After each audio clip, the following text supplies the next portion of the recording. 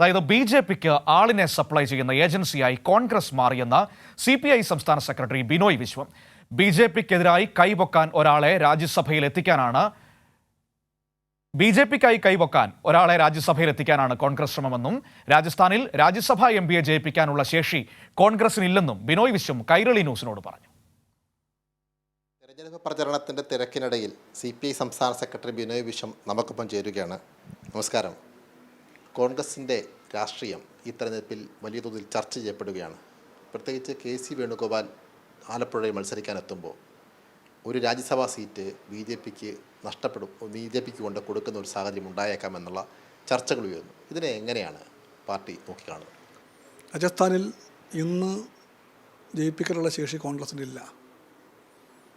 വേറൊരു MP ആലപ്പുഴ ജയിക്കാൻ വഴിയില്ല.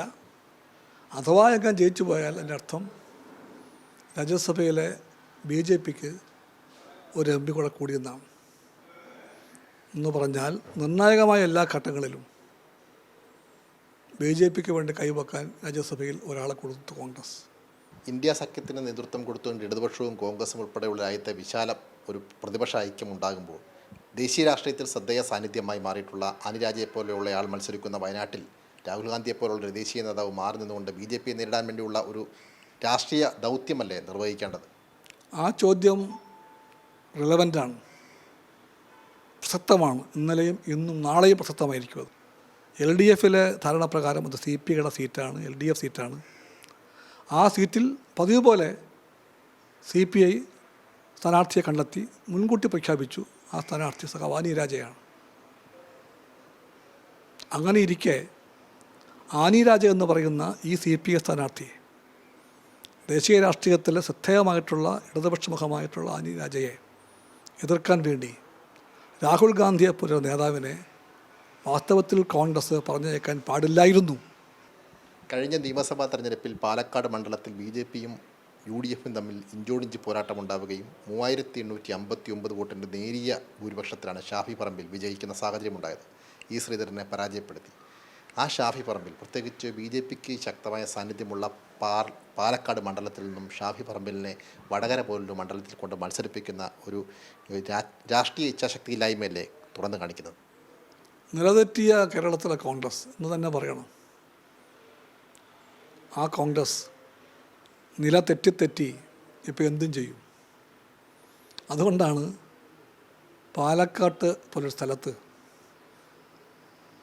ജയിച്ചു വന്നൊരു MP വീണ്ടും തോൽക്കാൻ വേണ്ടി വയനാട്ടിലേക്ക് പറഞ്ഞയക്കുന്നത്. അഥവാ എങ്ങാനും മറിച്ചുണ്ടായാൽ പോലും അവർക്ക് പ്രശ്നമില്ല. ആ സീറ്റിൽ ഒരു ബൈ ഇലക്ഷൻ വന്നാൽ എല്ലാവർക്കും അറിയാം. ഏത് പാർട്ടിയും ചെയ്യുമ്പോൾ ഒരു അല്പം അപ്പുറം നോക്കണ്ടേ? അത് നോക്കാൻ കൂട്ടാക്കാതെ അവർ പറയുന്ന കാഴ്ച എന്താ? ആ സീറ്റിൽ ബി.ജെ.പി ജയിച്ചാലും വേണ്ടില്ല, ഞങ്ങൾക്ക് വടകരയിൽ ശല്യം ഉണ്ടാക്കണം. അതിനപ്പുറത്തൊന്നും ഉണ്ടാക്കാൻ പോകുന്നില്ല. എനിക്ക് സംശയമേ ഇല്ല, വലിയ ഭൂരിപക്ഷം നേടി അവിടെ ജയിക്കും പ്രിയപ്പെട്ട സഖാവ് ശൈലജ ടീച്ചർ.